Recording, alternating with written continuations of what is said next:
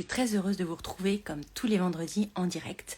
Cette semaine, on va parler de comment devenir ou apprendre à rester le plus zen et sûr de soi possible en tant que parent, notamment quand nos enfants poussent nos boutons ou traversent des tempêtes émotionnelles ou pour toute raison en fait qui nous activent et qui sont liées souvent à aussi nos traumas passés.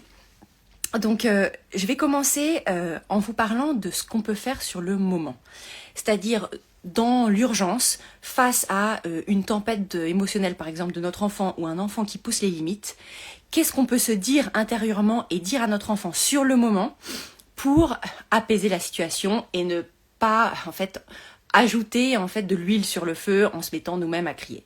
Donc sur le moment, ça commence avec soi, avec ce qu'on se dit dans sa tête.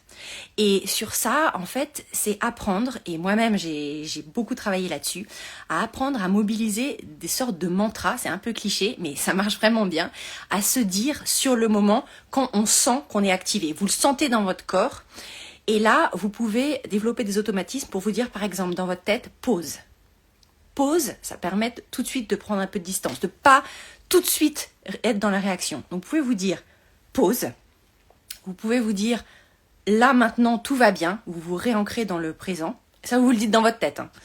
Vous pouvez vous dire là il est pas contre moi, c'est pas personnel, il est pas contre moi. Ou une troisième qui marche bien, c'est pas une urgence.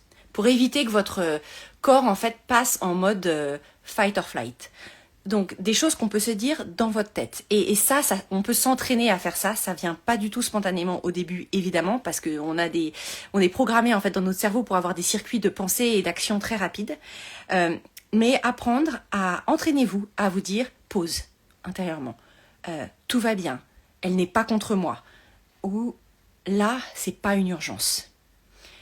Donc ça, c'est la première chose. Le fait d'apprendre à faire pause intérieurement, et c'est peut-être la chose la plus difficile à apprendre à faire, ça va vous permettre après de prendre un peu de distance, de pas tout de suite réagir et de mobiliser d'autres phrases que vous pouvez aussi apprendre, que moi j'ai appris par cœur pendant des années, à dire à vos enfants et qui résonnent avec vous, évidemment. Il ne s'agit pas de faire semblant, mais au début, on a l'impression de faire un peu semblant parce que c'est pas naturel.